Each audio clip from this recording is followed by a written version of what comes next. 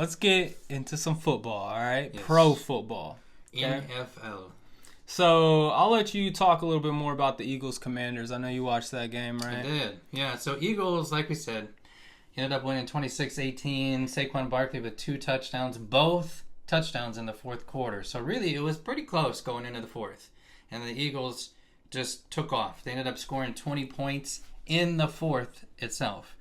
So overall, I think my comparison, you can look at the yards actually. Eagles had 434 yards in total.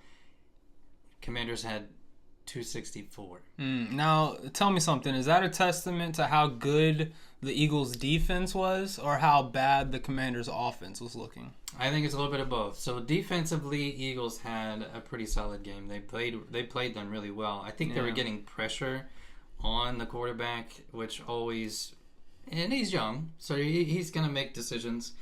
But they clearly didn't play the same offense as well as they usually do.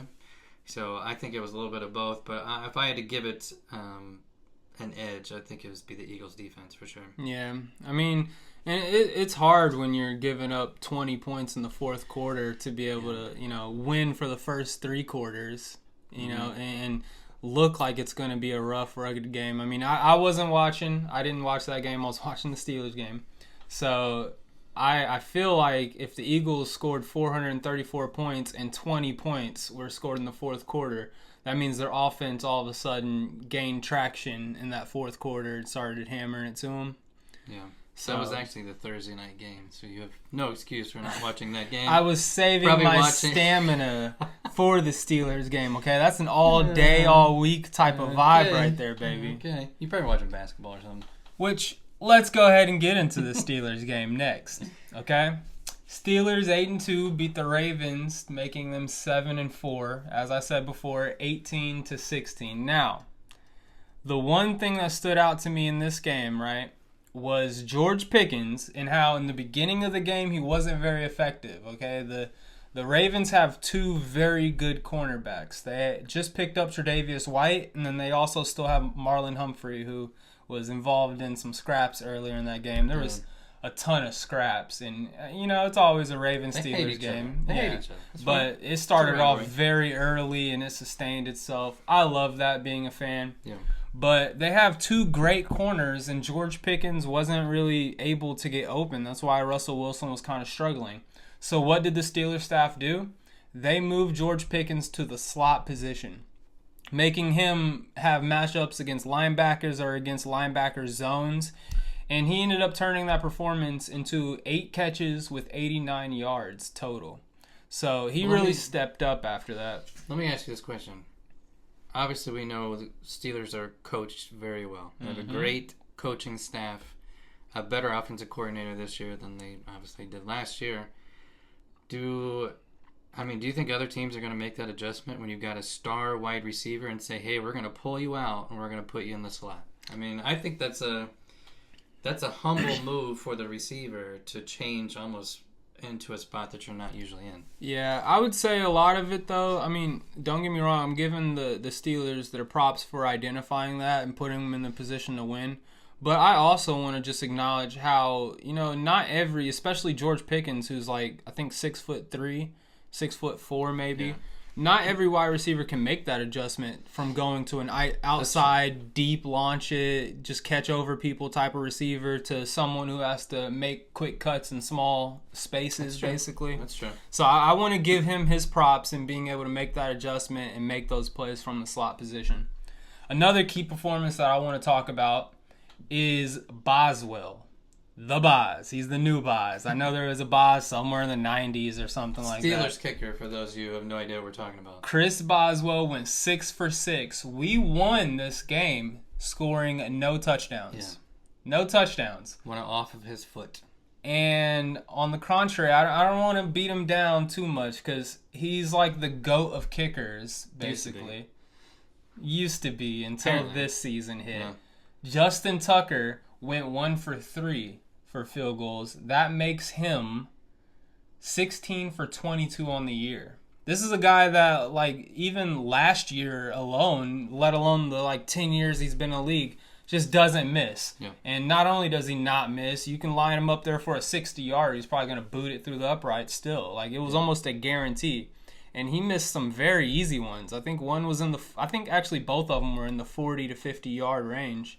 Which is right in his range. He should have no problem with those. Look, I've never been a kicker, but I would imagine it's very easy to get in your own head when you are a kicker. So if you miss a couple or somebody tries to psych you out, I mean, he's a veteran, so you wouldn't think that happened to him. But we've seen kickers fall off the map pretty quickly. Like, I mean, I don't want to say like Vinatieri was probably the best ever in the history of the game, and you saw him towards the end of his career he started missing stuff, and they end up making a change. Vanderjack was kind of the same way.